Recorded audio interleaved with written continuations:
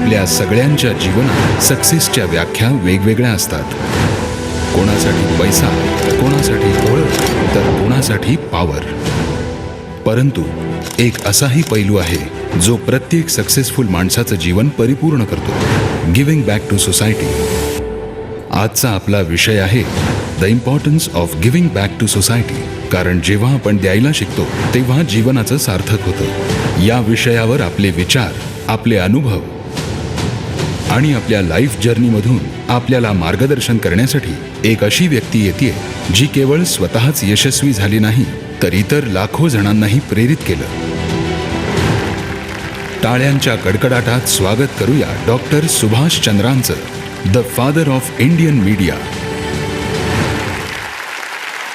Thank you. Hello, नमस्ते. मला इथे येण्यापूर्वी एका गोष्टीचा आनंद होता की मी आज दिल्ली युनिव्हर्सिटीने स्थापन केलेल्या एका कॉलेजमध्ये आलोय. जर भारताचा गेल्या 50-60 वर्षांमधला इतिहास पाहिला तर आपल्याला असं पाहायला मिळेल की 80 ते 90% लोक, विद्यार्थी जे पुढे जाऊ शकले, काही करू शकले, देशासाठी स्वतःचं, आई वडिलांचं, कॉलेजचं, आपल्या इन्स्टिट्यूशनचं नाव पुढे नेऊ शकले, ते बहुतेक करून सरकारी कॉलेजेसमधले होते. मला या गोष्टीचा आनंद आहे की आज मी एका अशा कॉलेजमध्ये उभा आहे तुम्हा सगळ्यांच्या समोर. तुमच्याकडून मलाही शिकायला मिळेल. माझ्याकडूनही जो काही माझा अनुभव आहे जीवनाचा, तोच मी तुमच्याशी शेअर करू शकेन आणि करेन. आणि म्हणूनच तुमच्याकडूनही ही अपेक्षा आहे की तुम्ही जास्तीत जास्त प्रश्न विचाराल आणि माझ्याही प्रश्नांची उत्तरं द्याल. चालेल ना? Yes, sir. कमी आवाज येतोय जरा. Yes, sir. आता कसा बरोबर आवाज आला. मी आजचा विषय जो आहे giving back to the society, आणि ते का महत्वाचं आहे या विषयावर मला आज बोलायला सांगितलंय. पण खरं तर मला असं वाटतं की आपण इतके भाग्यशाली आहोत. We are fortunate being in India, जिथे ही गोष्ट समाजाला परत देण्याचा मुद्दा, सोसायटीला परत देण्याचा मुद्दा तुम्ही आम्ही लहानपणापासूनच पाहिला आहे. आपल्या आई वडिलांनीही निश्चितच कुठे ना कुठे, कोणत्या ना कोणत्या स्वरूपात दान पुण्य केलं असेल, करत असतील. आणि शेजार पाजारीही तुम्ही पाहत असाल की कोणी ना कोणी शेजारी काहीतरी चांगलं काम करत असतो. तुमच्या घरून तुम्ही इथे कॉलेजपर्यंत येता तेव्हा वाटेमध्ये तुम्हाला कोणती तरी डिस्पेन्सरी किंवा एखादी धर्मशाळा, कोणती ना कोणती गोष्ट अशी दिसेल जी कोणीतरी आपल्या स्वतःच्या पैशांनी उभी करून ती समाजाला दिलेली आहे. पण हा विषय, यावर चर्चा करण्याच्या आधी आपल्याला स्वतःला ओळखणं गरजेचं आहे. समाजाचं देणं लागण्याचा मुद्दा आहे, तो करूच. पण मी कोण आहे? मी का एका मनुष्य जातीमध्ये जन्म घेतला? माझा उद्देश काय आहे? माझा पर्पज काय आहे या जीवनात येण्याचा? हा प्रश्नही तितकाच महत्वाचा आहे. आपण पुढे जाण्याआधी आणि गिव्हिंग बॅक टू सोसायटी सारख्या विषयावर चर्चा करण्याआधी निश्चितच तुमच्याही मनात येत असेल की माझ्याकडे पैसे येतील, मी पैसे कमवेन, नक्कीच कमवेन, तेव्हा मी समाजाचं देणं देईन, तेव्हा यावर नक्की विचार करेन. आता तर मला अभ्यास करायचा आहे, अजून मी शिकतोय किंवा शिकतेय, काहीतरी घडू दे, कमवू दे, मग ह्याच्यावर विचार करेन ना. आत्ता का? हा प्रश्न मनात येतोय की नाही तुमच्या? या विषयावर आज चर्चा करण्याची काय गरज आहे?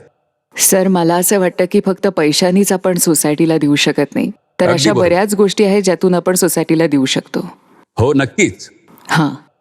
आपल्या कामातून, आपल्या डेडिकेशननी, कोणाची मदत करून, कोणाला शिकवून.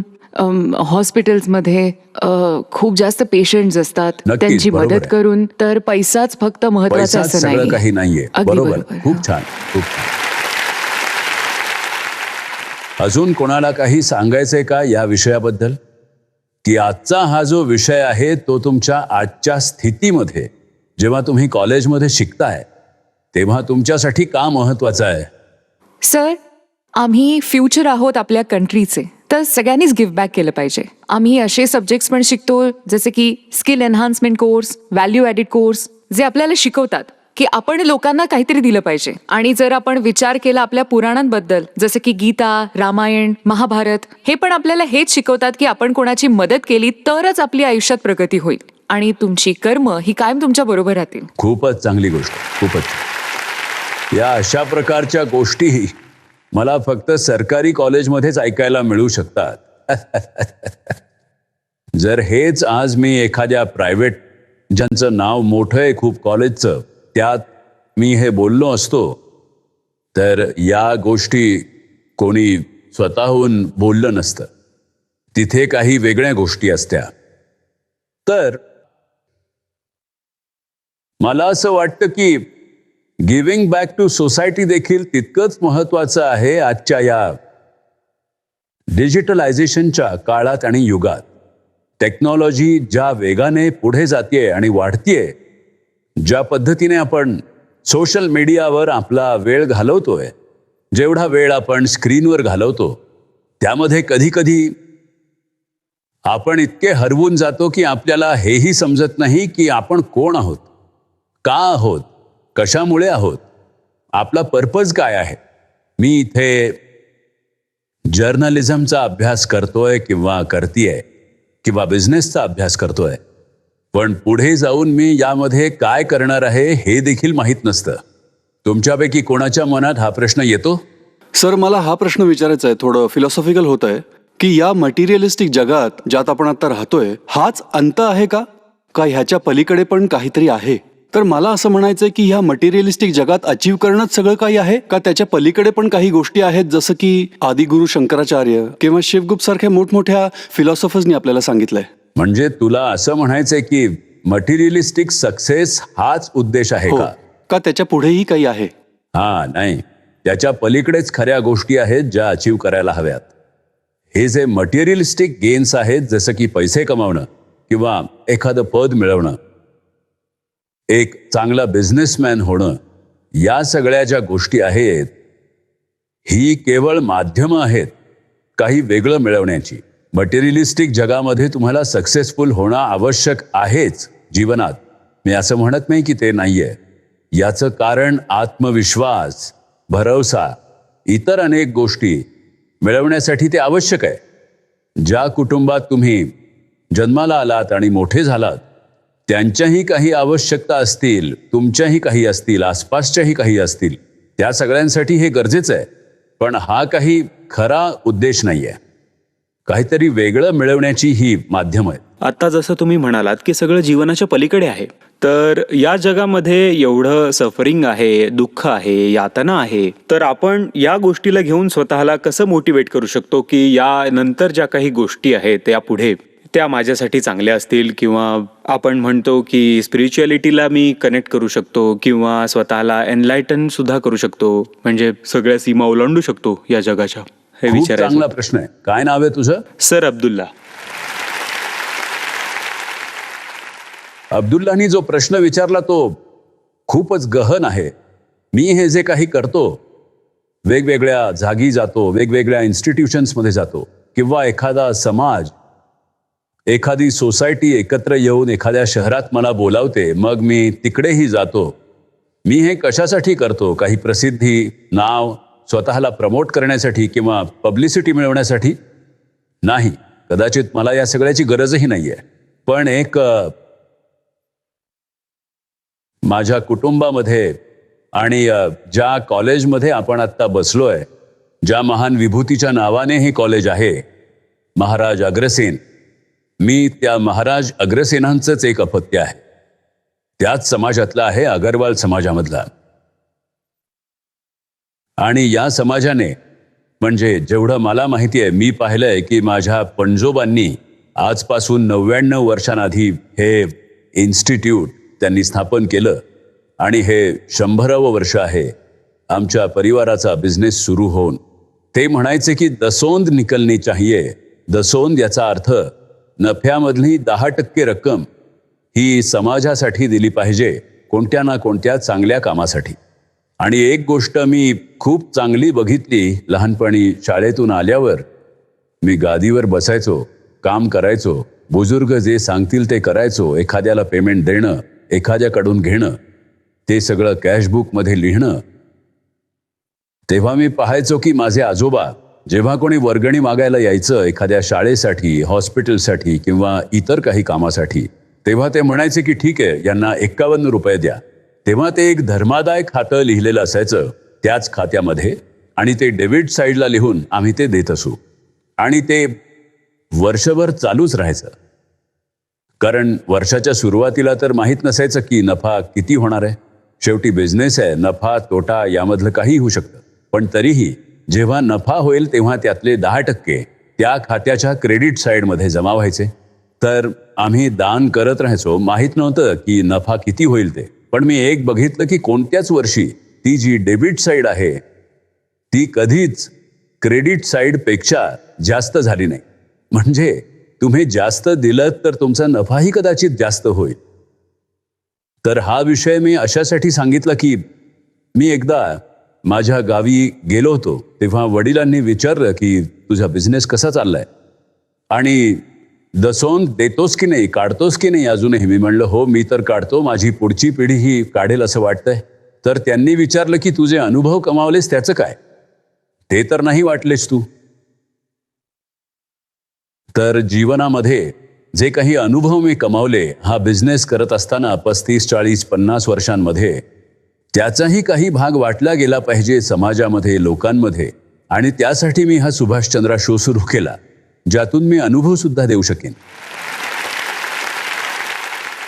आता तुमच्या दुसऱ्या प्रश्नाकडे येतो. जीवनात दुःख आहे, चहूबाजूंना दुःख आहे. आता या हॉलमध्ये 500 लोक बसलेत. कोणी एकाने मला सांगावं की मला काहीही दुःख नाहीये. असं असेल की एखाद्याच्या बोटाला काही लागलं असेल त्याचं दुःख आहे, एखाद्याच्या पायाला बूट चावत असेल त्याचं दुःख असेल. छोटं मोठं काहीतरी दुःख प्रत्येकाला आहे. जर या पृथ्वीवर 6 बिलियन लोक राहत आहेत, त्यातलं कोणीही असं म्हणू शकत नाही की मला काही दुःख नाही. म्हणत असेल तर खोटं बोलतोय माझ्या दृष्टीने. आणि दुःख नसेल तर चांगलीच गोष्ट आहे. तुमच्यापैकी कोणी आहे ज्याला काहीच दुःख नाही आहे?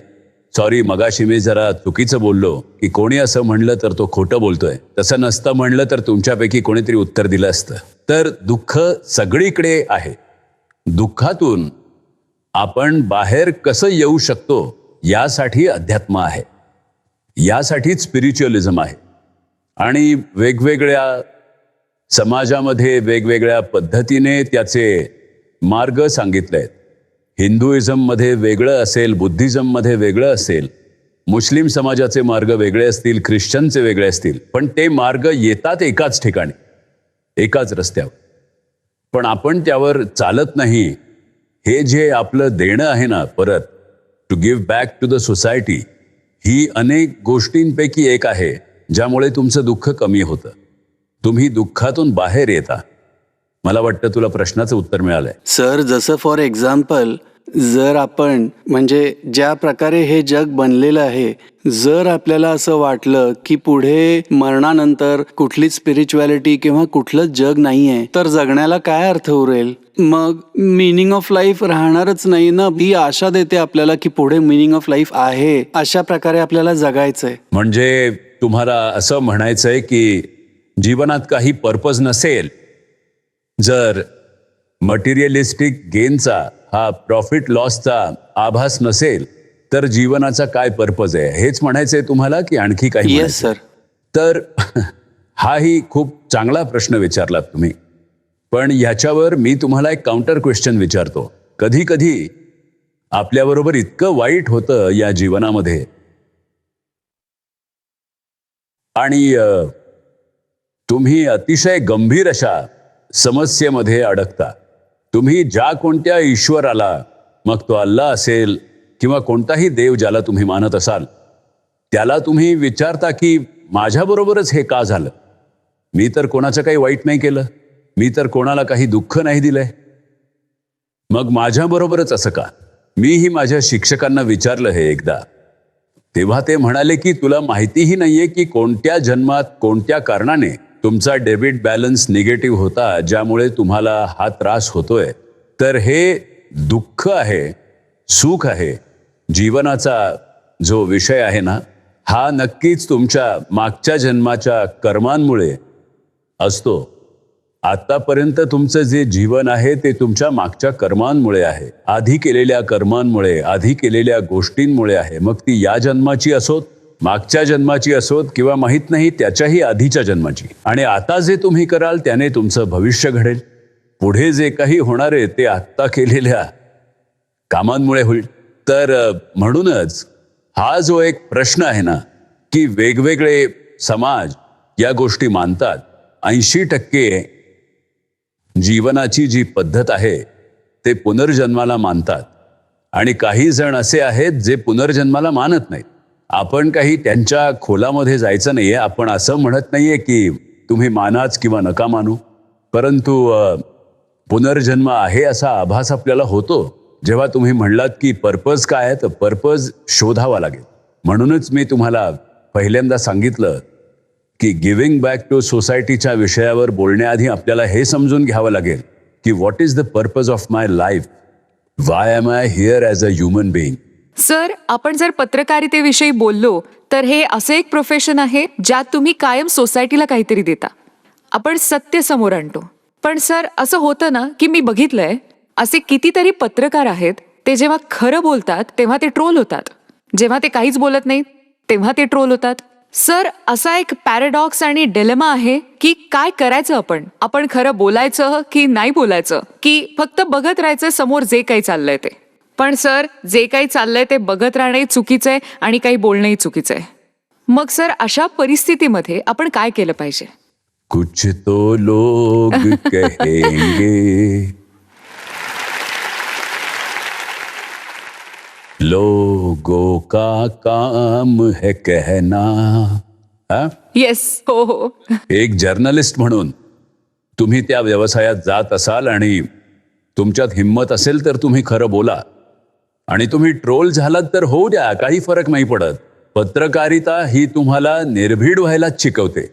जेव्हा जेव्हा मी घरातून निघतो सर, आणि मी मेट्रोनी जातो, बघतो तिकडे छोटी छोटी मुलं भीक मागत असतात, आणि मी विचार करतो की सोसायटी हीच आहे, मला यांच्यासाठी काम करायचंय, मी मोठा होऊन यांच्यासाठीच काम करेन. आणि मग जेव्हा मी घरी येतो तेव्हा घरी आईचा फोन येतो आणि आई म्हणते की बाळा, बाबा खूप कष्ट करतायत, अभ्यास कर, चांगला नोकरी कर, पैसे कमव, तुला घर सांभाळायचंय. तिकडे मला अडकायला होतं. मी विचार करतो की मी कोणासाठी काम केलं पाहिजे? ती सोसायटी जिने मला लहानाचं मोठं केलं, की ती सोसायटी जी मी रोज आपल्या देशात बघतो, गरिबी बघतो, कुपोषण बघतो, रस्त्यावर लोकांना एवढ्या थंडीत झोपताना बघतो? हे कळत नाही सर.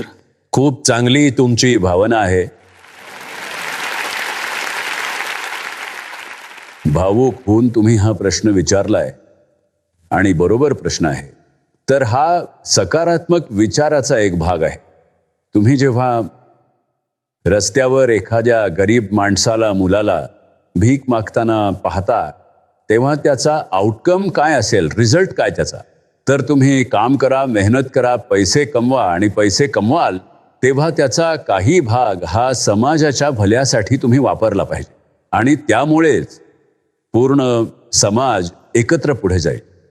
जर आपल्यापैकी प्रत्येक जण 10 लोकांना नोकरी देणारा बनला तर रस्त्यावर हे भीक मागणारे लोक उरणारच नाहीत.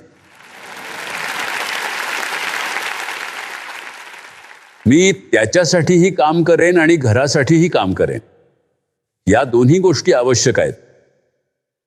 आणि एक म्हण आहे, असं म्हणलंय की साई इतना दीजो मती मूड समाय, मैं भी भूखा ना रहूं साधन भूका जाय. साधचा अर्थ साधू नाही. माझी जी खरोखरची इच्छा आहे ती अपूर्ण राहता कामा नये. तर माझा प्रश्न आहे की विद्यार्थी म्हणून आम्ही कोणत्या स्टेजला कॉन्टेम्पररी कॉन्टेक्स्टमध्ये ज्ञान आणि संधीच्या रिसिव्हरच्या भूमिकेमधून बाहेर पडून एका गिव्हरच्या भूमिकेत जावं आणि समाजाला देण्याची ही प्रवृत्ती या कॉम्पिटिटिव्ह एरामध्ये माझ्या ग्रोथसाठी घातक ठरेल की ती माझ्यासाठी एका स्टुडंटसाठी कॉम्पिटिटिव्ह ॲडव्हान्टेज ठरेल आणि मला भविष्यात पुढे जायला मदत करेल?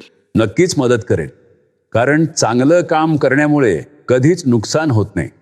आणि जर थोडा खोलवर जाऊन याचा विचार केला तर तुम्ही जी गोष्ट सांगताय ती मीही मानतो. मनुष्याचा धर्म काय आहे इथपर्यंत गोष्टी जातात. मी जर हा प्रश्न तुम्हाला विचारला तर तुमच्यापैकी कोणी उत्तर देईल तुमचा धर्म काय आहे? आम्ही बिहारमधनं येतो सर, तर आमच्या इथे कुलदैवत पण असते. हो, माझ्या आईकडे. कुलदेवतेची पूजा करणं, अर्चना करणं, हो सर. हा तुझा धर्म आहे. हो सर. बऱ्याच जणांनी हात वर केलेत. खूपच इंटरेस्टिंग गोष्ट आहे ही. तर ह्यावर एक कविदासांचा दोहा होता, तोच मला आता इथे सांगायचा आहे. खरी यात्रा आहे आत्म्याची, ज्ञान माझं अन्न, सत्य माझं सर्व काही, मुक्ती माझा धर्म. वा, खूपच छान. तुम्ही मोक्षाला धर्म म्हणताय. हा बोला. सर, कर्मच धर्म आहे. कर्मच धर्म आहे. Okay, good. Achieving the ultimate reality. ह्यात गोष्ट अशी आहे की तुम्ही मुस्लिम आहात, डझंट मॅटर. हिंदू आहात, doesn't matter. Point is, Adiguru शंकराचार्याने म्हटलं होतं, तुमची जात काय आहे ह्यानी काहीच फरक पडत नाही.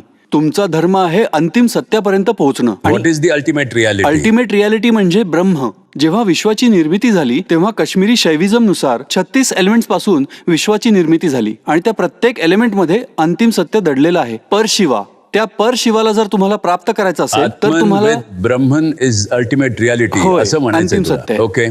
सामान्य माणसासाठी धर्म म्हणजे एक सेट ऑफ रूल्स आहेत जे त्याला सरळ मार्गावर चालायला मदत करतं. सर, माझा धर्म तर माझी ह्युमॅनिटी आहे. सर, माझ्या मते धर्म हा असतो की एका लोकॅलिटीमध्ये मेजॉरिटी ऑफ लोक जे राहतात त्यांचे सेट ऑफ रूल्स असतात. काळानुरूप रूढी परंपरा ज्या चालत येतात त्या धर्मामध्ये आपली जागा निर्माण करतात की हा धर्म आहे आणि हे आमचे नियम आहेत. जसं की मांसाहार करणं किंवा न करणं काही धर्मात मानलं जातं. हिंदू धर्मामध्ये जसं काही ठिकाणी मानलं जातं, काही ठिकाणी नाही मानलं जात. हे डिपेंड करतं की जिओग्राफिकल प्रॅक्टिसेस त्या ठिकाणी कशा आहेत. मी बेंगॉलचा आहे आणि तिकडे समुद्र आहे. त्या भागाच्या ज्या मेजॉरिटीच्या प्रॅक्टिसेस. हो सर, मेजॉरिटीच्या प्रॅक्टिसेस. मेजॉरिटी प्रॅक्टिसचं पालन करणं म्हणजे धर्म. हो सर. ओके. आणि नाही केलं की तुम्ही अधार्मिक आहात असं मानलं ठीक आहे, जातं. ठीक आहे. कर्मप्रधान, जे तुमचे कर्म ठरवतात की तुम्ही कोणत्या धर्माचं पालन करता. जीव आपली जात, धर्म आपला मानवता. जीव आपली जात, धर्म आपला मानवता. हिंदू, मुस्लिम, शीख, ईसाई धर्म न वेगळा कोणता. खूपच चांगली गोष्ट आहे. तर आजच्या तुमच्या जेनझी भाषेमध्ये काय म्हणू शकतो पांडेजींना? शर्माजी का बेटा. आजकाल हेच चालतंय ना जेनझी मध्ये. जसं मी विद्यार्थी आहे आणि विद्या प्राप्त करणं हा माझा धर्म आहे. पित्याचा धर्म आहे की तो आपल्या कुटुंबाचं पालन पोषण करेल. एका मातेचा धर्म वेगळा असतो आणि एका शिक्षकाचा धर्म असतो की विद्यार्थ्याला त्याने स्वतः घेतलेली विद्या कर्तव्याचं पूर्ण पालन करायला करणं. पाहिजे. बरोबर आहे. माझा धर्म जो आहे तो आहे स्वतःची काळजी घेणं आणि स्वतःचं बेस्ट व्हर्जन होणं. अँड बी मी, म्हणजे स्वतःची काळजी घेणं आणि माझं कामच माझा धर्म आहे. Okay. Be what you are. Sir, धर्म म्हणजे काय नसतं सर, सगळं मोहमाया आहे सर.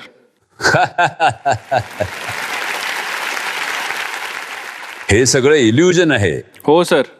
म्हणजे आपण आज इथे सगळे या हॉलमध्ये बसलोय हे पण इल्युजन आहे का? ठीक आहे. मग हे इल्युजन दूर करण्याचं नाव धर्म नाहीये का? खूपच चांगली गोष्ट आहे की विद्यार्थ्यांना यामध्ये एवढा इंटरेस्ट आहे. सर, ज्या I am प्रकारे really आज happy. सगळं चालू आहे मला वाटतं सर धर्म वगैरे काही नसतं. जे आपलं कर्म आहे तोच आपला धर्म असतो सर. कर्म चांगले केले तर धर्म चांगला असतो आणि जर कर्म चांगले नसतील तर धर्माचा काही उपयोग नाहीये सर. Okay, very good.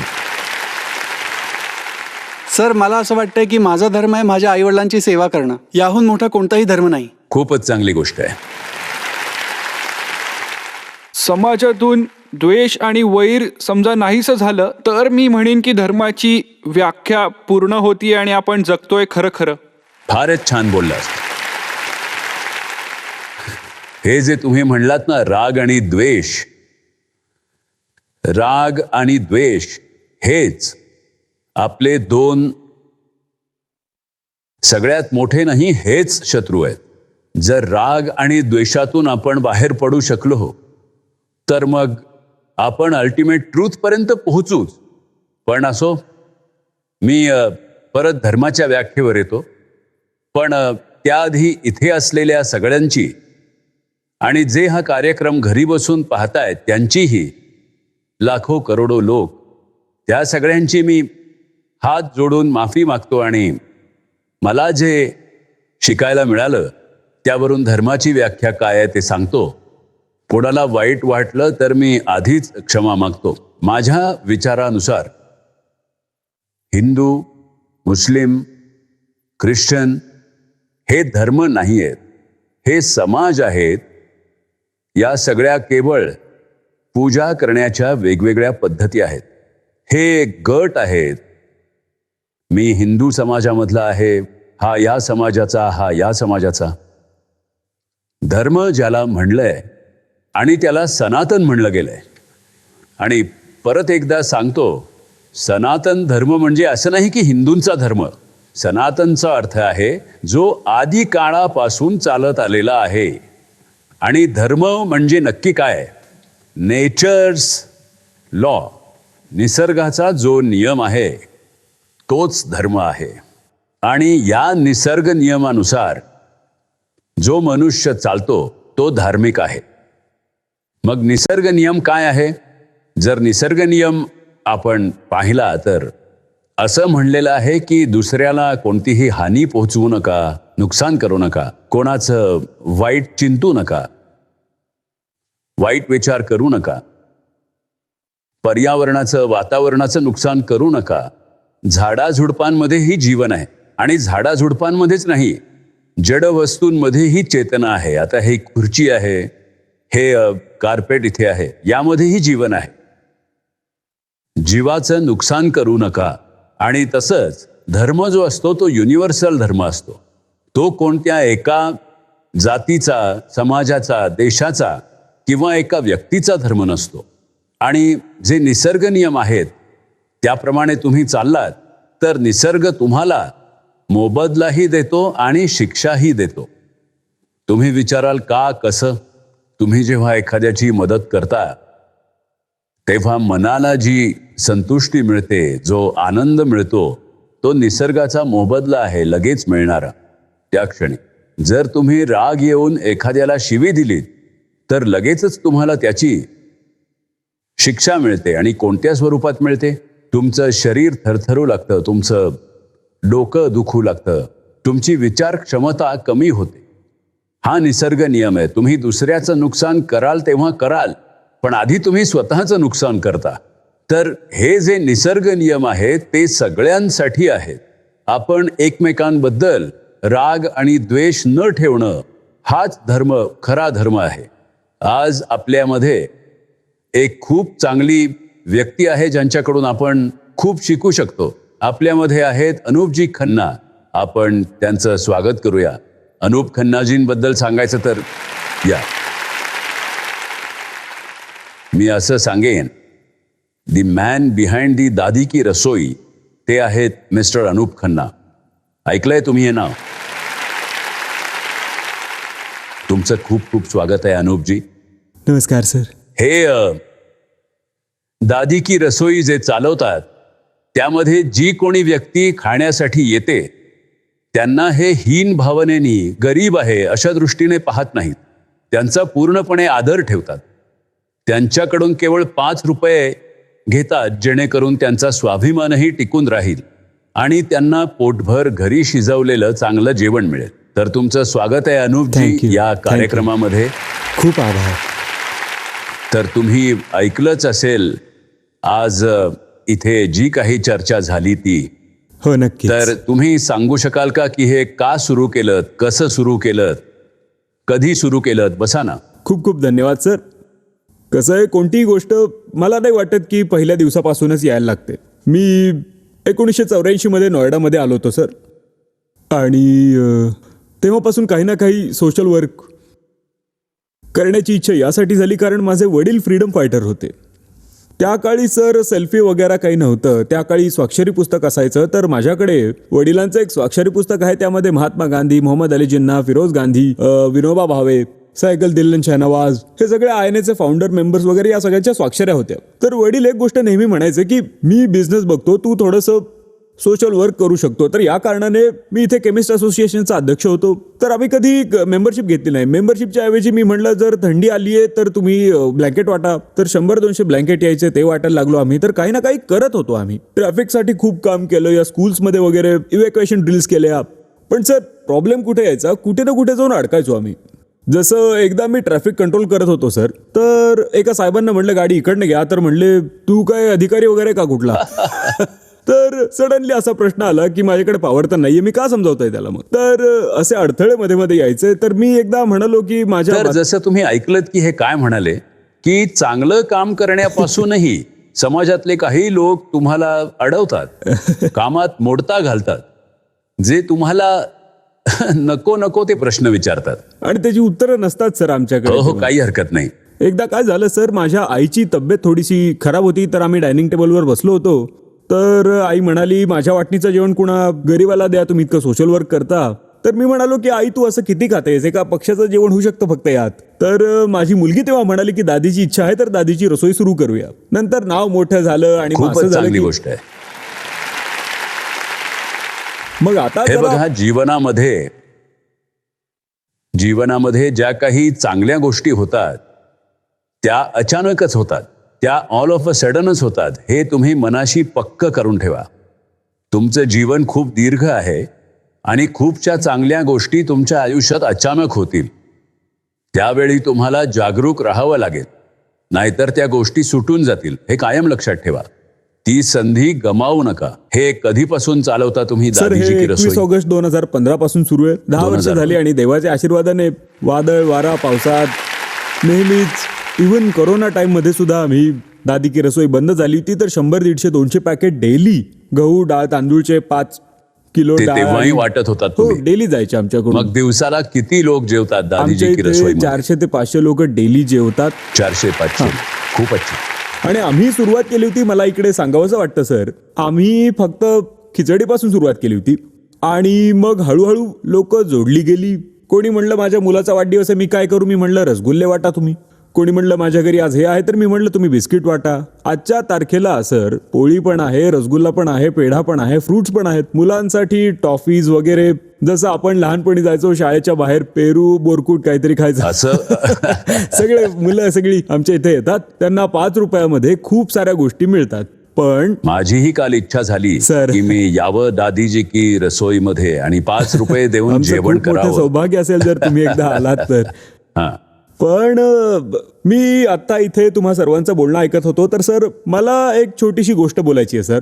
जेव्हा मी नोएडामध्ये आलो तेव्हा माझ्याकडे एक खराब स्कूटर होती. तर मी देवाकडे काय मागितलं असेल तेव्हा की देवा एक घर मिळू दे, दुकान मिळू दे, एक गाडी मिळू दे. तर माझ्या सॅटिस्फॅक्शनची लिमिट काय असायला हवी? तर माझ्या सॅटिस्फॅक्शनची लिमिट मी ठेवली होती की एक गाडी असू दे, एक बंगला असू दे, एक छोटंसं चांगलं घर असू दे आणि रिटायर लाईफसाठी चांगला पैसा असू दे, कुठून तरी येऊ देतो. आणि देवाने हे सगळं दिलं. देव काय म्हणतो की या रांगेतून आता साईडला हो, तू मागे खूप मोठी रांग लागली आहे, त्यांना पुढे येऊ दे. जे खूप तू अच्छा. मागितलं ते मी तुला दिलं. चांगली आता- गोष्ट आहे. आता हे ही सॅटिस्फॅक्शनची लिमिट तुमची कुठपर्यंत जाते? जर आपल्याला हे बघायचं असेल की आजच्या तारखेला डॉक्टर सुभाषचंद्र यांना कशाची कमी नाहीये, पण एवढं सगळं तुम्हाला एज्युकेट करण्यासाठी ते प्रयत्न करत आहेत, तर हे का केलं जातं? मी सुद्धा माझ्या छोट्याशा लेवलवर माझं आयुष्य एका बागेत बसून सरकारने हे नाही केलं, सरकारने ते नाही केलं, आपण काय केलं हे इम्पॉर्टंट आहे. आपण आयुष्यात काय केलं पाहिजे ते जास्त इम्पॉर्टंट आहे. आणि स्वतः सकाळी जे पार्क मध्ये चालायला जातात बरोबर आहे लोक, सर. की सरकारच वाईट आहे, ह्या गोष्टी काही चांगल्या नाहीये, माझा शेजारी काही चांगला माणूस नाहीये, हे चुकीचं आहे, ते चुकीचं आहे. बायका वेगळं गॉसिप करतात आणि पुरुष ते वेगळं वेगळं गॉसिप gossip करतात सर. करतात. तर बेसिकली काय की आम्ही 50 वर्षांचा, 20 वर्षांचा, 40 वर्षांचा अनुभव जो घेतलाय तो तुम्हा सर्वांसमोर शेअर करायचा आहे. ज्या चुका आम्ही केल्या आहेत त्या कमीत कमी तुम्ही करायला नाही पाहिजे. आणि या बाबतीत मी म्हणेन की तुम्ही खूप जास्त लकी आहात. मी पण खूप सौभाग्यशाली आहे की तुमचे अनुभव आम्हाला इकडे ऐकायला अरे मिळत आहेत. तुमचे काही प्रश्न आहेत का अनुपजी खन्नांसाठी? सर माझा प्रश्न असा आहे की तुम्ही हे 2015 पासून दादी की रसोई चालू केलंय, पण आय एम सॉरी सर, मला काही आयडिया नव्हती दादी की रसोई काय काही म्हणूनच आणि कसं बोलवलंय आहे. त्यांना, जेणेकरून तुम्हाला माहित होईल. कारण मी आता मला कळलं की हा. त्याचाच प्रश्न विचारत होता. तुम्ही तर खूप छान काम करताय, तर त्याच्याबद्दल मला तुमचे आभार मानायचे. पण तुम्ही या गोष्टीचा अवेअरनेस वाढवण्यासाठी काय करताय, जसं सोशल मीडियावरती टाकताय किंवा दादा की रसोईच्या नाही, नावाने? त्यांना त्याची गरज नाहीये. ते म्हणाले, मला असं सांगण्यात आलं की यांना पब्लिसिटीमध्ये रस नाहीये, करतही नाहीत ते पब्लिसिटी. लोकांना हळूहळू हे बघा, जेव्हा बागेतून फुलाचा सुगंध येतो तेव्हा त्या सुगंधाला कोणतीच सीमा नसते, तो दरवळत जातो. माझा तर सर- यांचा, अनुपजी खन्नांचा असा विचार आहे की फूड शुड फीड. जो भुकेला आहे त्याचं पोट भरलं पाहिजे, ना की माझा इगो सॅटिस्फाय झाला पाहिजे. बोला. सर, मी एक विचारू इच्छिते, जे काही दादी की रसोई आहे ते परमनंट जागेवर आहे की ते फिरतंय? गंगा शॉपिंग कॉम्प्लेक्समध्ये आणि ते बॉटॅनिकल गार्डन मेट्रो स्टेशनच्या समोर आहे. हो सर. आणि नोएडामध्ये. गुगल मॅपवर आहे दादी की रसोई. अजून एक छोटीशी गोष्ट आम्ही केली आहे सर, तिकडे सिव्हिक सेन्स द्यायची जास्त गरज आहे. जसं 5 रुपयात जेवण त्यालाच मिळेल जो रिक्षा, 3 व्हीलर वगैरे प्रॉपर लाईन मध्ये लावेल. पार्किंगमध्ये लाईन मेंटेन झाली पाहिजे. 5 रुपयाचा कॉईन प्रत्येकाच्या हातात असला पाहिजे. ज्यांच्याकडे नाहीये ते आमच्या शॉपवर जाऊन जो घेऊ शकतात. स्कूटरवर येतो त्याला आवश्यकता आहे 5 रुपयामध्ये जेवण्याची. सर, खूप लोक येतात, कारमध्ये पण येतात सर. कारमधूनही कारमध्ये पण येतात. येतात सर. खूप वेगळं वाटतं, यांना कसं नाही म्हणायचं. मग आम्ही तिकडे एक बोर्ड लावला, सक्षम लोक त्यांच्यासाठी रेट आहे 50 रुपये आणि गरीब लोकांसाठी आहे अरे 5 वा, रुपये. तुम्ही लंच आणि डिनर नाही, देता फक्त की lunch, फक्त lunch. लंच? कारण 400-500 लोकांचं जेवण असतं सकाळी 9 पासून. पूर्ण वराडाचं जेवण होतं एका वेळेचं. अनुपजी, तुमचं बोलणं ऐकून आम्हाला खूप बरं वाटलं. माझा एक प्रश्न आहे की तुम्ही या सोसायटीला खूप काही दिलेलं आहे आणि अजूनही देताय तुम्ही. कोणाचंही आयुष्य हे एकसारखं नसतं, बरोबर? तुमच्याही आयुष्यात कधीतरी उतार चढाव आले असतील. पण अशा वेळेस तुम्ही नक्कीच विचार करत असाल की सोसायटी तुम्हाला सपोर्ट करेल, की तुम्ही इतक्या चांगल्या गोष्टी केल्यात सोसायटीसाठी, पण जेव्हा तुम्हाला गरज असते सोसायटीच्या सपोर्टची तेव्हा ते मात्र पाठ दाखवतात. मग अशा मेंटॅलिटीशी तुम्ही कसं लढता? म्हणजे जेव्हा लोकांची तुम्हाला गरज असते, लोक तुम्हालाच नावं ठेवतात, म्हणजे त्यांच्यासाठी चांगलं करून सुद्धा. नाही वर्षा, हा जो प्रश्न आहे यातच तर गंमत आहे. तुम्ही जेव्हा समाजाची मदत करता, एखाद्या गरजू माणसाची मदत करता, आणि तेव्हा तुम्ही असा विचार केलात की जेव्हा मला गरज पडेल तेव्हा कोणीतरी माझ्या मदतीला येईल, हा चुकीचा विचार आहे. सर, मुद्दामून कोणी करत नाही. प्रत्येकाचं आयुष्य एकसारखं नसतं ना. म्हणजे मला असं म्हणायचं की सरांनी आतापर्यंत हे सगळं केलंय आणि पुढेही करतच राहतील. पण कधीतरी आयुष्यात अडचणी येतच असतील, तेव्हा सपोर्ट अपेक्षित असतो. जी अशी काम करणारी व्यक्ती असते ना, तिच्या आयुष्यात क्वचितच अशी संकट येतात. म्हणून तर मी म्हणतो, हाही एक पर्पज ऑफ लाईफ आहे. असो, तरीही प्रश्न चांगला होता, तुमचे विचार सर, चांगले मला आहेत. यांना सांगावंच वाटतं सर, हो, सांगा. 2000 साली माझं घर विकलं गेलं होतं. विकलं नव्हतं, विकलं गेलं होतं. विकलं आणि विकलं जाण्यात फरक आहे. नाईलाजात विकलं जातं. 2000 सालची गोष्ट आहे. तर तुम्ही म्हणाल की मी तेव्हा घर विकलं, मला एक दुकान घ्यायचं होतं, त्यासाठी माझ्याकडे फंड्स नव्हते. 15 लाखांची गरज होती मला. एक शॉप घेतलं आणि मग त्याच्यानंतर घर, दुकान, सगळ्या गोष्टी आल्या. सांगायचं तात्पर्य हे नाही की तुम्ही काय गमावलं. मला माहिती आहे माझ्याकडे ॲबिलिटी होती. मी एक घर विकलं आणि त्यातून 2 घरं बनवली. खूपच चांगली गोष्ट आहे. खूप खूप धन्यवाद अनुपजी, सर, तुम्ही सर. इथे आलात. या कार्यक्रमात येऊन तुम्ही शोभा वाढवली. थँक्यू खूप व्हेरी धन्यवाद मच. सर. थँक्यू. खूप धन्यवाद. तर आजचं हे सेशन इथेच समाप्त करूया. पण त्याआधी मी एक गोष्ट सांगेन आजच्या विषयाबद्दल, की जीवनामध्ये 4 गोष्टी मनुष्यासाठी सांगितल्या गेल्या आहेत. पहिली गोष्ट आहे पुरुषार्थ. पुरुषार्थ म्हणजे कर्म करणं. मेहनत कराल, पुरुषार्थ कराल, कर्म कराल, त्याचं फळ नक्कीच मिळेल. तर पुरुषार्थ तुमचा पहिला पर्पज आहे आणि तोच तुमचा धर्मही आहे.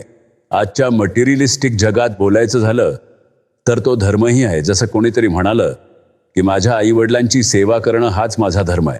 तर मनुष्याचा जो स्वभाव असतो तोच त्याचा धर्म असतो. जसं की बर्फाचा धर्म आहे थंड करणं, आगीचा धर्म आहे जाळणं, तसंच तुमचा धर्म आहे पुरुषार्थ करणं.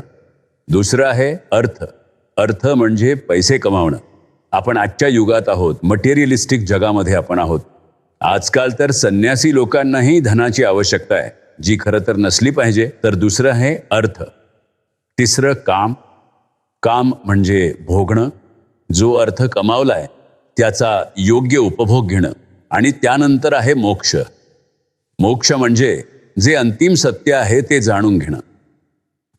जर तुमच्या पर्पजमध्ये तुम्ही या 4 गोष्टी पाळल्यात तर बाकी सगळ्या गोष्टी या बाय प्रॉडक्ट्स आहेत. तर आता हे सांगून तुम्ही माझं बोलणं आज शांतपणे ऐकलत आणि त्यात पार्टिसिपेट केलं. मलाही तुमच्याकडून खूप शिकायला मिळालं. त्यासाठी तुमचे धन्यवाद. जय हिंद, जय भारत.